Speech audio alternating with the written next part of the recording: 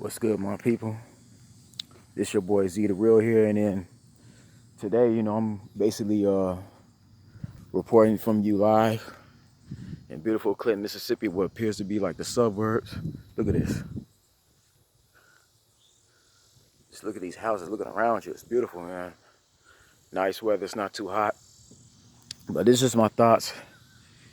You know what I'm saying? After, Westbrook and Chris Paul have been traded, everybody's trying to see if Chris Paul is going to go, if he's going to stay in OKC, and then I'm just going to run over to Westbrook, Harden, how they doing in Houston, because I feel that's an interesting trade right there.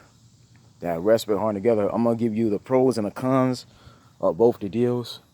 Okay. And first, I just want to say shouts out to the Clippers. Okay, for my Clipper fans, for those who watched the press conference when Kawhi and Paul George came there. I mean, that was a memorial. That was an historic event.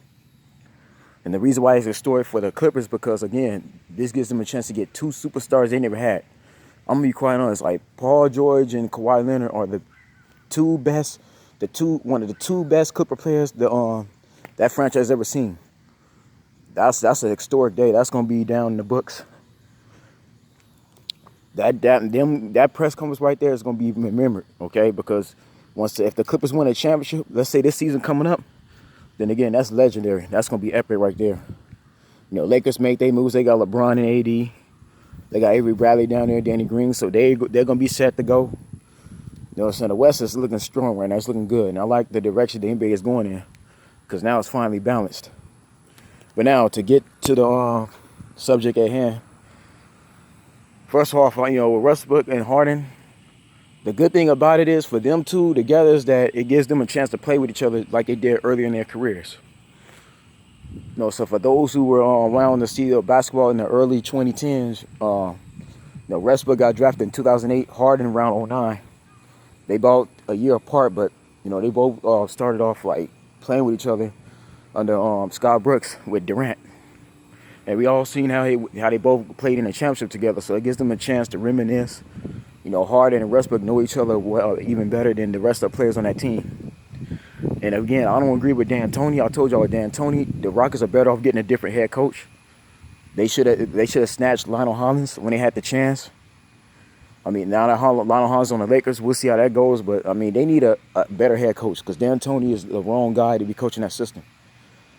But again, for Harden and Westbrook, again, it gives them a good backcourt, much like when Chris Paul was there. The difference between Westbrook and Chris Paul is that Westbrook's more athletic than CP3.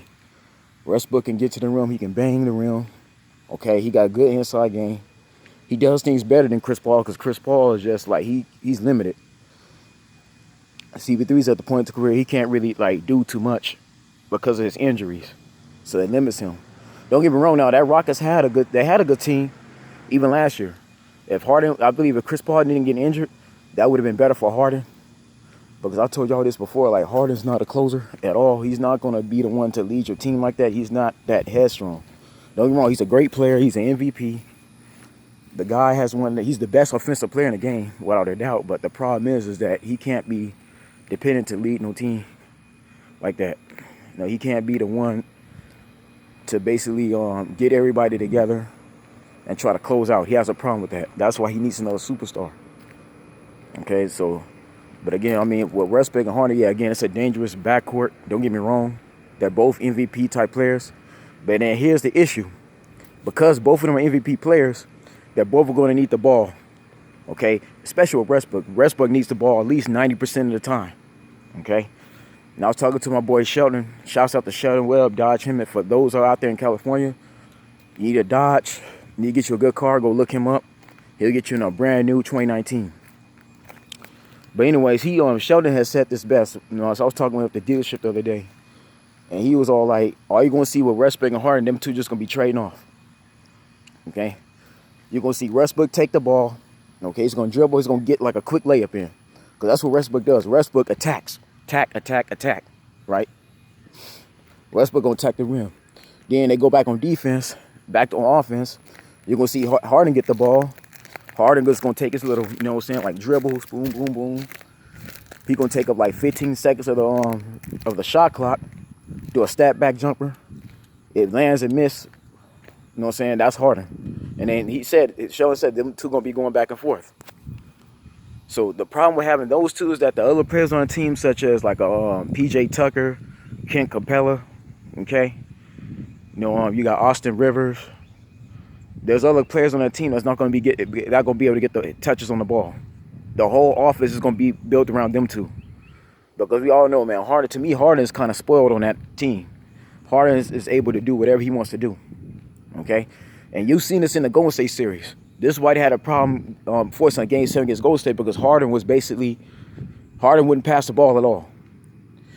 And there's stuff about, and this is why him and Chris Paul didn't get along, because Chris Paul felt, okay, man, I'm a veteran. Let me run the court. I'm the point guard. You got me here to run the point. But Harden's like, no, like, this is my team. So Chris Paul felt that Harden's being kind of stubborn to him. So that's why those two were like having tension. Okay? Of course, Chris Paul tried to downplay it, of course, but the reports that said about Chris Paul and Harden, they were true. Chris Paul and Harden were basically arguing and fighting over there because Chris Paul didn't like the fact that Harden wasn't going to give him the ball. And we all know how Chris Paul gets down. Chris Paul, says a floor general. He runs the court. He knows how to pass. Okay, he knows where to set you up to make plays. Okay? Again, Chris Paul is like the same as Kobe Bryant, and I'm going to get to him in a few minutes. He has a mindset to where he feels that everybody needs to listen to him, but no, that's the problem that's Harden's team. Harden's spoiled over there. D'Antoni allows Harden to do whatever he wants to do, and he bases the whole offense defense around Harden. So now you have with Russell Westbrook, again, like Chris Paul, he's a floor general. Again, Westbrook is going to want to run the court the way he wants to run it. And I feel Harden and Westbrook are going to have problems even down the line, especially when it comes down playoff time, about who's going to close, who's going to take this much shots. Because both of them two play for stats. Harden and Westbrook on average around 30, 31, 32, maybe 33 points. With about 5, 6, about 7, 8, 9 assists. They'll have a block in there. They'll have 3 or 4 steals. And, Harden likes to get to the line anyway. That's one thing about James Harden. He loves that foul line. Don't matter if after travels, the referees will let him get away with a majority of what he does. But that's the only problem with Westbrook and Harden. You're going to have two of them button heads down the line, especially when they play tougher teams, like they play Portland, they come across the LA Clippers, Lakers, and even let's say the Brooklyn Nets once Durant comes back, or they have to go against the Bucks, or they got to go against Orlando Magic's team, who's making it harder for them defensively. So these are things that you got to take in consideration. If you're a Rockets fan, yeah, it's good to have Harden and Westbrook back because, again, it gives you that nostalgia. They represent that 2012 Thunder team that was in the finals. And even then, like Scott Brooks had Harden on the bench. Harden wasn't starting when they went to that championship. And that'll be the reason why Scott Brooks did that is because, again, Harden's a dominant ball handler. Okay? So you figure Harden be off the bench. He's better off the bench because it provides that spark, just like Lou Williams is for the Clippers. Okay? Just like you had Jamal Crawford, just like you've had Dale Curry, Steph Daddy. Harden was good because, again, he's a guy who has to run the court. So even when the Thunder went to the finals, Scott Brooks made that adjustment. He stopped putting Harden and Westbrook on the same lineup. He put one of them on the bench. He allowed Westbrook as a starting point guard because Westbrook was there a year before him. So Westbrook was already in tune with how to run the court. Harden, don't get me wrong, Harden is a point guard too. But no, it's how the Thunder got to the finals. Westbrook was starting, Harden was on the bench. And yeah, there's instances where they were getting the rotation together, but that's how Brooks ran it. So that way it knocks off any negative attention. I don't see D'Antoni doing that at all. Okay, so that would be the disadvantage between Westbrook and Harden on the Rockets. D'Antoni is not going to bench neither one of them. All right? Especially when they're MVP players, that's just not going to work. So that's the issue the Rockets are going to have. It's just going to be them two scoring most of the points. Clint Capella King Capella, I can see him maybe getting about 7 or 8 in the game, but there's not going to be too many people getting the points. The only time the other players on the team will get points is when those two are on the bench. So no, well, Harden and Westbrook together, hell no. You not finna, it's just going to be them two together. Scoring most of the points. And again, they eventually down the line, because again, D'Antoni, I don't trust his playmaking, I don't trust his strategy at all. Like, D'Antoni's coaching has not worked. I'm just going to be quite honest. I told y'all about him in my past videos. Mike D'Antoni has had plenty of chances with the Phoenix Suns. He was on the Los Angeles Lakers, New York Knicks to actually try to get his teams to the finals, and all failed. Even with Steve Nash, the reason why it didn't work out with Nash is because, again, man, Nash was overwhelmed. They didn't give Nash too much help. The team he had in 05, that team broke up because Steve Kerr didn't keep Joe Johnson. He didn't believe enough in Joe Johnson. If Steve Kerr would have kept Joe Johnson with D'Antoni, they might have had a shot because Joe Johnson in his prime was amazing. Joe Johnson can close out, he can finish. The dude was unbelievable, but he didn't keep that team. And it was just, everything was on Amari and Nash. Yeah, don't get me wrong, Nash was a good assist guy. He made everybody look good, but they was never going to beat the San Antonio Spurs or the Los Angeles Lakers or the Dallas Mavericks because, again, Nash was limited. And plus, again, D'Antoni don't got no defense. So you running a team with Harden, Westbrook, if you don't got no good defensive defensive strategies to try to offset the opponent and try to, you know what I'm saying, throw your opponent off, you're going to lose. Them two are going to fail.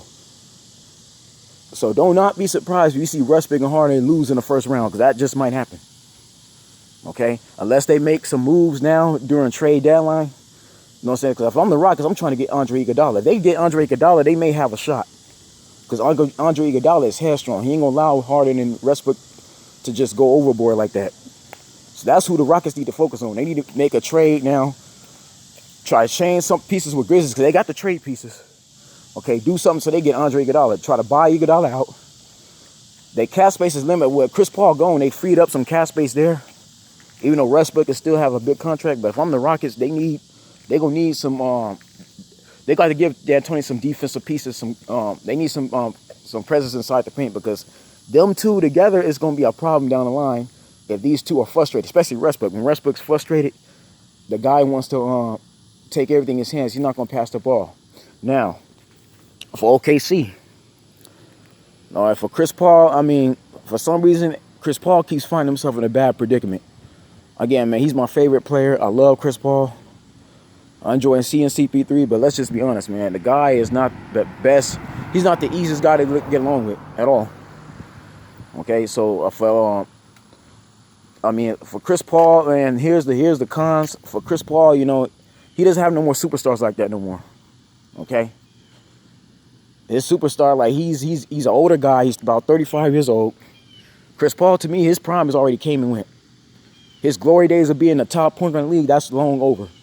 Since Steph Curry has came into the league, since we had Westbrook and Harden, and we've had John Wall and Damian Lillard, you know, even Boston Celtics, Ed Thomas Reeves over there. These guys have all emerged, man. Like, the league is only getting younger. The guards are getting much younger. You got De'Aaron Fox, you got Gary Harris. You got a lot of younger guys now. You know, Chris Paul is no longer that dude anymore. So that's the only issue with that. He's an older guy. Okay, you're on a team that's almost completely young. I mean, yeah, you got a couple of role pieces. Okay, Gallinari, we see what he could do when he's full healthy. Like, and even Shai Gilgeous-Alexander. I'll admit it, he had a great rookie year. That guy should have been rookie of the year with Luka Doncic. The only reason why, and I'm not just saying that because I'm a Clipper fan, and I was happy to see him get to the finals. It's only because, like, yeah, Luka Doncic, don't get me wrong, Luka Doncic balled out. Him and Trae Young had a great rookie year. The thing is, Shai Gilgeous-Alexander actually led his team to the playoffs. With Shai in the Clippers lineup as the starting point guard, because remember, Beverly took a back seat. Beverly was willing to come off the bench and allow or take a shooting guard role to allow Shai Gilgeous-Alexander to emerge to run the floor because Doc Rivers seen that. Doc Rivers knows how to run with younger guards. We've seen this with Rondo, okay? Since Shai Gilgeous was on the Clippers starting line, they was able to win 48 wins. That's very impressive. That's how I feel. And then his numbers ain't that too far from Doncic and Trae Young. Yeah, those two put up way more points, but Shai Alexander's numbers was basically round. They're balanced for a point guard. He was decent. And plus, he's 6'6", okay? The dude is literally the same size as Kobe Bryant. This is why Jerry West told him to trade Miles Bridges for him, okay? So I think with the right mentorship around Alexander, the right veterans around him, he'll basically turn out to be that next good guard down the line. He'll be an MVP. Okay, and then, like I said, Gallinari, we've seen what he could do when he's fully healthy. Gallinari, again, played a very important role in getting the Clippers to the playoffs. That worked. Sharp shooter, one of the best three-point shooters in the league. I mean, yeah, he's not in a three-point contest, but he'll come through in the clutch. Gallinari can rebound. His defense is not the best, but again, he does give you stats. The man was averaging 28 points last season.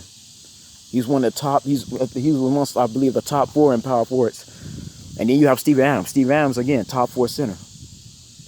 Matter of fact, was just Steve Adams that Russell Westbrook was able to get that Thunder team to the playoffs. And of course, yeah, they got put out by the Rockets in the first round. But again, Steve Adams, again, good defender, good rebounder. You know what I'm saying? Average, get some blocks in. He got steals on him. Like, he can score. So that's what Chris Paul got. And then you got Dennis Schroeder off the bench. He's a good backup point guard. He's decent. Andre Roberson should be coming back. That's a 3-and-D guy. He'll be coming back. And I think they still got McDermott down there, if I'm not mistaken. So again, man, I mean, it's not bad. I mean, yeah, Billy Donovan, he's not gonna have the team he had with, obviously, with PG is gone.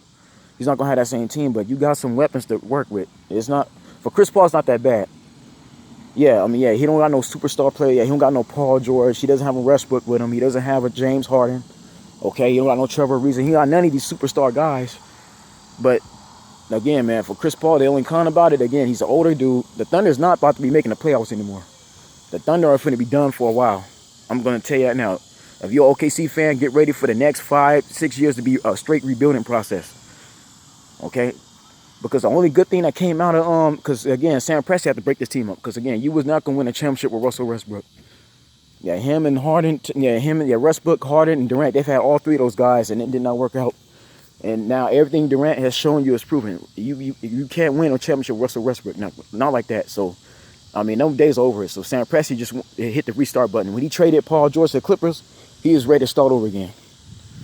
Okay, so the only good thing about it is they're loaded with draft picks. OKC has at least about 8 draft picks, about four or 5 first-round draft picks. The rest are second rounders, between now and then, up to I think like 2026 or 2027. They're loaded. Every year they can be getting a first-round draft pick every year. Hey, Mama. No, I'm walking, Mama. I'll see you when I get to the house. Oh yeah, Mom, it's nice. Yeah, fuck, that was my mom driving home. But anyways, yeah, no, the team is loaded. They're loaded with first round draft picks, but they now in between like the next like 6-7 years. Okay, so the only good thing about Chris Paul is that this gives him a chance to basically lead the team the way he wants to lead it. Okay. He doesn't have to have nobody in his ear. He don't have to worry about no button heads with a Doc Rivers. Because the only reason why he didn't work with the Clippers is the guy was just ignorant. Chris Paul didn't want to buy into Doc Rivers at all. Chris wanted to do his own thing. He didn't trust Doc Rivers at all, and that's why the things didn't work out with the Clippers. They choked, and he wasn't getting on with other players. So the problem with the Clippers, you had Blake Griffin, DeAndre Jordan, who was already there before he got there. Blake was already that dude. And even with the Rockets, it's James Harden's team. So at least with Chris Paul and OKC, it gives him a chance to basically lead the team the way he wants to lead it. He could basically train those guys, tell them what to do. Because, again, Gallinari and Shai, they'll listen. Okay, and these guys are not going to... ain't nobody going to talk back to him. He's able to do whatever he wants to do. And then on top of that, it gives OKC another superstar they didn't have. He's all they have to attract seats, to attract people to come see him. And it wouldn't be the first time that Chris Paul played for OKC. Once upon a time, folks, when Hurricane Katrina dropped in 2005, the city of New Orleans was devastated. Everybody had to move.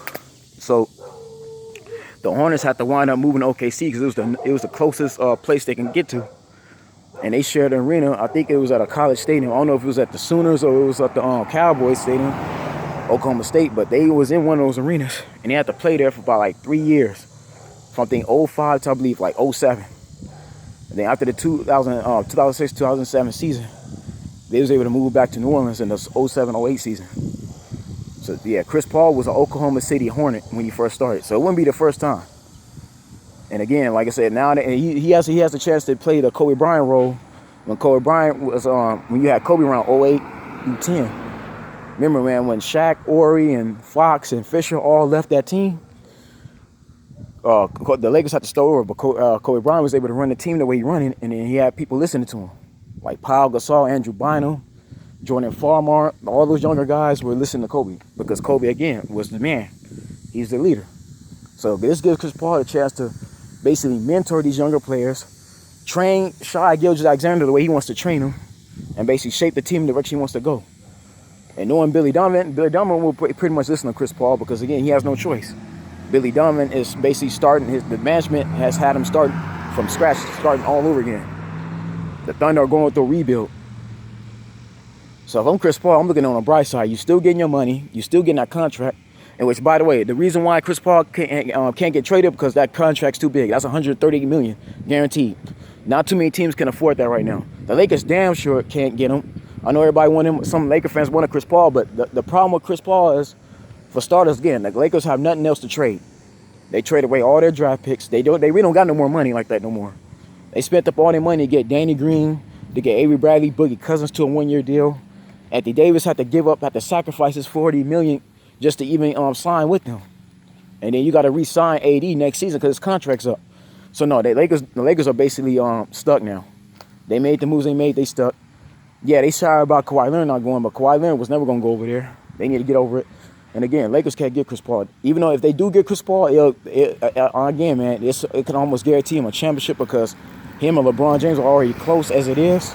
But no, they can't get CP3. And the reason why Pat Riley turned it down, or Pat Riley's not taking a chance on it, because Pat Riley doesn't want to doesn't want to have $300 million in the hole. Because he just got, again, Pat Riley had to sacrifice some pieces to get Jimmy Butler over there. Okay, because remember, Hassan Whiteside got traded. And then on top of that, they had to trade Josh Richardson. He's gone. And then Pat Riley wants his draft picks. OKC is going to, once again, be wanting a lot of draft picks. They want some players. And then Pat Riley can't afford to give them up right now. Not with the way the Heat are set up. So I think so Pat Riley can't afford to take Chris Paul. That'll put him in a hole. Like he won't have enough money down the line to sign another player, like let's say next summer. So that's why Pat Riley is iffy on it. The Philadelphia, even though Philadelphia would be the much better spot, they can't afford it right now. They don't got nothing that the Thunder will want. Again, they're not gonna give up Tobias Harris. They're not gonna give up Ben Simmons. They're not gonna trade Embiid. Okay, so Philly's trying to keep that core. They're trying to keep that team intact, that playoff team intact. Yeah, he lost Redick, but Redick, again, was an older guy anyway. And Bucks are not going to do it. They just re-signed Eric Bledsoe.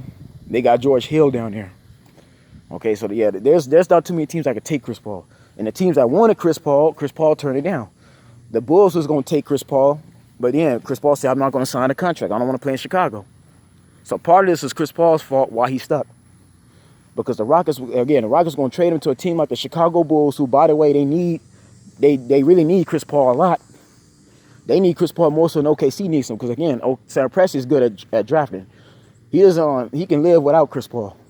Okay, his team can do good even if they don't have Chris Paul. Because you got Shai Gilgeous-Alexander. All I gotta do is draft another guard to complement him. So Thunder wouldn't lose on sleep if they trade Chris Paul. But the Chicago was going to take CP3. He don't want to play over there. You know, CP3 is trying to get a ring. I understand that, but not every player wins a ring. And we've seen that through Iverson. We've seen it through Barkley, Nash. I go down the line. Even Steph's daddy's Dale didn't win a ring. Larry Johnson, okay, Chris Webber. There's been many great NBA players that never got a ring. So Chris Paul, to me, as far as I'm concerned, he's basically stuck in OKC. He's going to have to play at least one season. Because even during trade deadline, I don't see too many people trying to make a move for him. Because, again, the teams that do want Chris Paul, like the Phoenix Suns, for example, he don't want to come over there. The Suns could actually take Chris Paul now. They got the cap space to do it. And Chris Paul and Devin Booker might be more interesting. Now, that can actually work, but no, he's not gonna come over there because they're not contending. Even though they don't got a bad team. You got DeAndre Ayton over there. I think Kelly Oubre, they gave him a qualifying offer. Like, you have some piece to work with. They'll be a better team than OKC, but no. He don't want to go into Phoenix, Arizona and be in that heat. He don't want to do it. So, anyways, folks, that's the video, man. You know what I'm saying? Y'all like, subscribe, and comment. You know what I'm saying? Y'all stay blessed, stay tuned. I'll see you soon.